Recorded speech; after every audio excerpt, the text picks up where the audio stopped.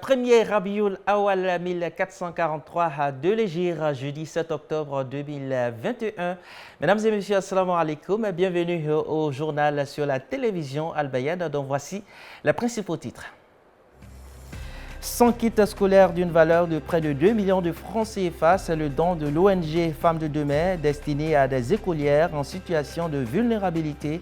Objectif, favoriser la scolarisation de la jeune fille. La capitale économique ivoirienne accueille en novembre prochain le festival dénommé les 72 heures de Burkina Faso à Abidjan. Cette initiative vise à contribuer au développement économique et culturel et à la promotion des produits Made in Faso.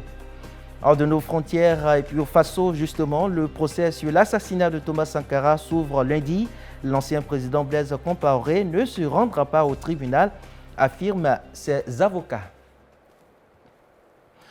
100 kits scolaires d'une valeur de près de 2 millions de francs CFA ont été distribués dimanche dernier à des écolières en situation de vulnérabilité. C'est une action sociale de l'ONG FEDEM, Femmes de Demain. Suivons les précisions de Soumaïa Sanogo.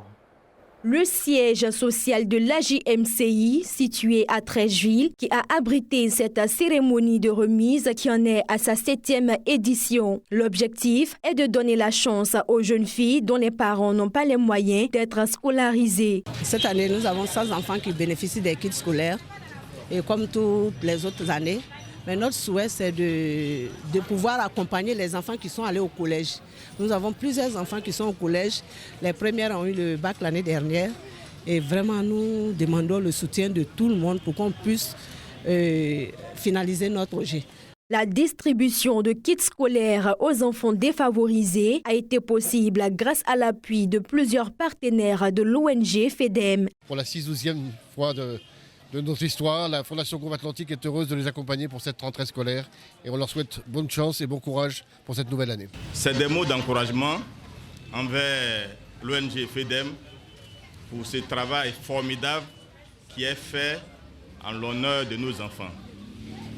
Et nous prions Allah pour qu'il puisse aider cette ONG à aller de l'avant. Les bénéficiaires ont dit merci à l'ONG FEDEM tout en promettant de bien travailler en classe. Merci beaucoup pour l'ONG FEDEM. Je suis très heureuse pour le cadeau. Je suis heureux pour le cadeau. Merci à l'ONG FEDEM. Mais grâce à l'ONG FEDEM aujourd'hui, ça fait maintenant 7 ans qu'il y a des parents aujourd'hui, des mamans qui ont le sourire parce que lorsque l'année scolaire doit commencer, elles savent que de toutes les façons, l'enfant ira à l'école parce qu'il y a une structure qui est là, qui est prête pour elle et qui fera en sorte que les enfants aillent à l'école. Une communication sur l'attitude que l'élève doit avoir à l'école a été faite par Madame Sanogo Ouria, enseignante. Le kit de chaque enfant est composé d'un cartable et des fournitures scolaires en fonction de chaque niveau d'études. Depuis sa création, l'ONG FEDEM a distribué plus de 1600 kits scolaires et 150 prises en charge.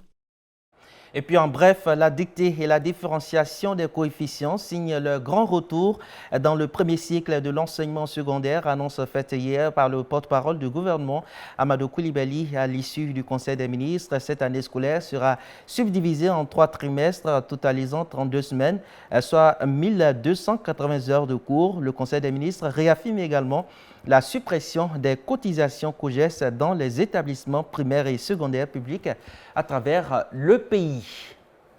Dans le domaine de la santé, la lutte contre le cancer du sein bat son plein en ce mois d'octobre. Le groupe Novamed, à travers son service d'oncologie, a organisé une cérémonie de lancement de ses activités de lutte contre le cancer du sein. Un lancement qui a réuni de nombreux acteurs du monde médical et des organisations de la société civile. Le reportage de Ahmed Bakayoko et Yacoub Kone.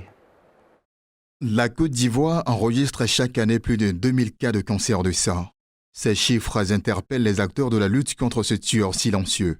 Le groupe Novamed décide de multiplier les actions de sensibilisation à l'attention des patients et de la population. Le groupe Novamed se veut être le fer de lance au privé de cette lutte-là et de cette prévention.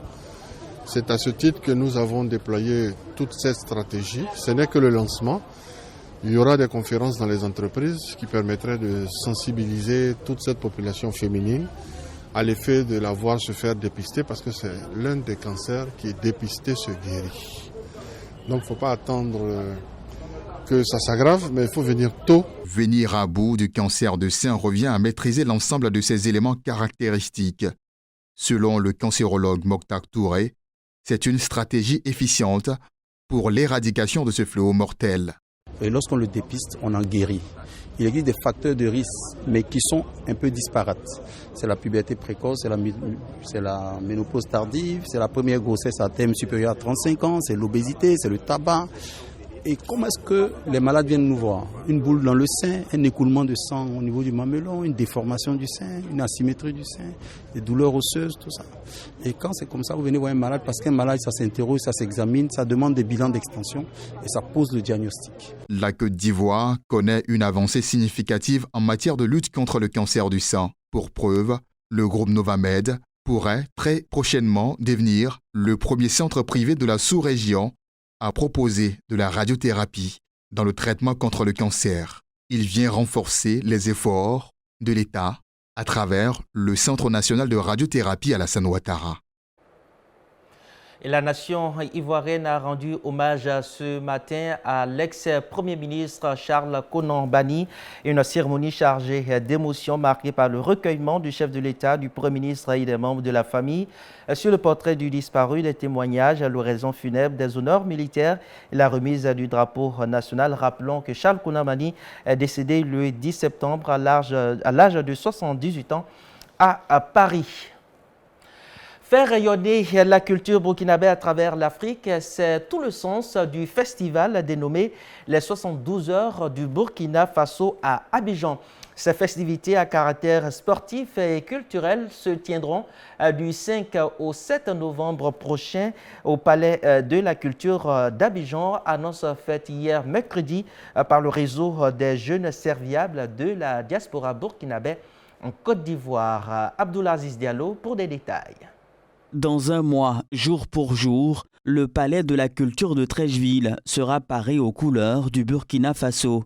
Visite de stands, concerts géants, gastronomie et autres arts, le pays des hommes intègres aura la latitude d'étaler durant 3 jours ses potentialités culturelles.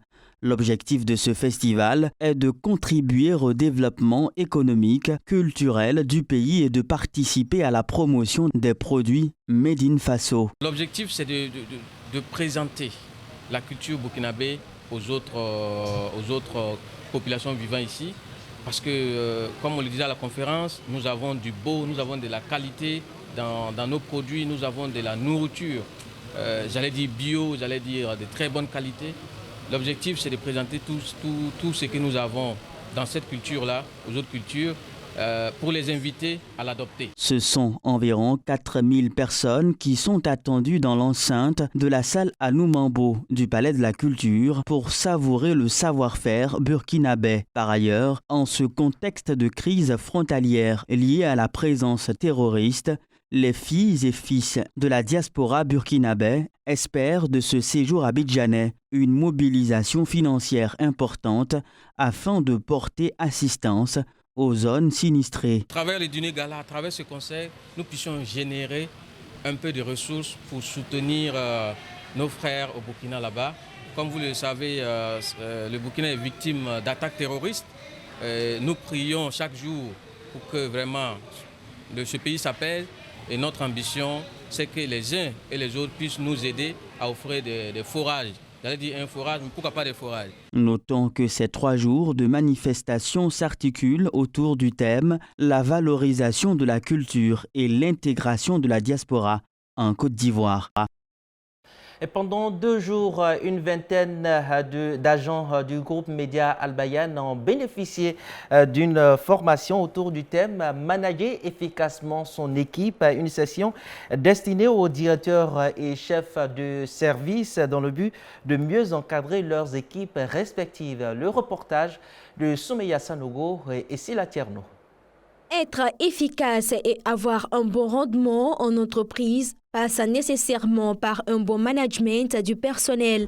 C'est pour répondre à ce souci d'efficacité que la direction générale du groupe Média Al Bayan et son partenaire Soutravision ont initié cette formation à l'attention des responsables et chefs de service. Manager efficacement son équipe, c'est l'intitulé de cette formation. C'est des jours de formation assez intenses parce que cela a vu la contribution significative de tous les managers. Ce qu'il faut retenir de cette formation, c'est que cela va permettre effectivement à ces managers de mieux s'outiller dans bien sûr la gestion de leur équipe.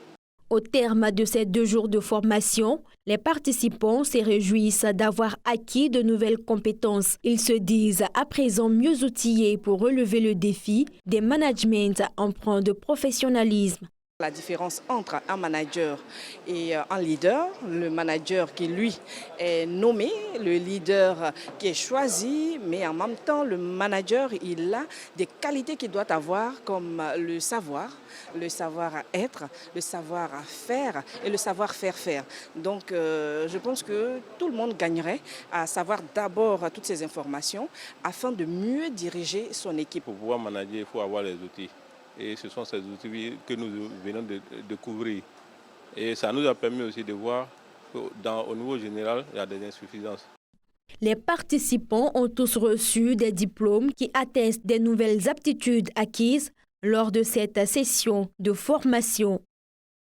Et avant de refermer les pages de ce journal, parcourons ensemble les faits marquants de l'actualité internationale africaine dans une compilation du Bureau de la VOA Afrique. En Guinée, le nouveau Premier ministre de transition, Mohamed Beavogui, a indiqué jeudi que les objectifs de son futur gouvernement sont d'accomplir le programme assigné par la junte et son chef, le colonel Mamadi Doumbouya. En RDC, 4 personnes, dont 3 employés congolais de l'ONG américaine International Medical Corp, IMC, ont été enlevés mardi dans le territoire de Fizi, dans l'est de la République démocratique du Congo, RDC. Ils ont été amenés vers une destination inconnue selon l'IMC. L'Algérie, principal soutien des indépendantistes du Front Polisario, a appelé jeudi au retrait des forces marocaines du zone tampon au Sahara occidental pour faciliter la quête d'un règlement du conflit dans ce territoire après la nomination d'un nouvel émissaire de l'ONU. L'ancien président burkinabé Blaise Compaoré, principal accusé dans l'assassinat en 1987 de son ancien ami Thomas Sankara, ne se rendra pas au procès qui s'ouvre lundi à Ouagadougou.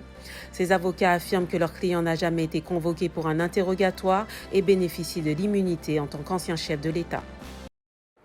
Voilà, ainsi prend fin cette session d'information préparée par l'ensemble de la rédaction et de la régie technique. Merci de votre aimable attention. Vous pouvez retrouver ce journal sur nos plateformes digitales, la chaîne YouTube et la page Facebook. À demain, Inch'Allah.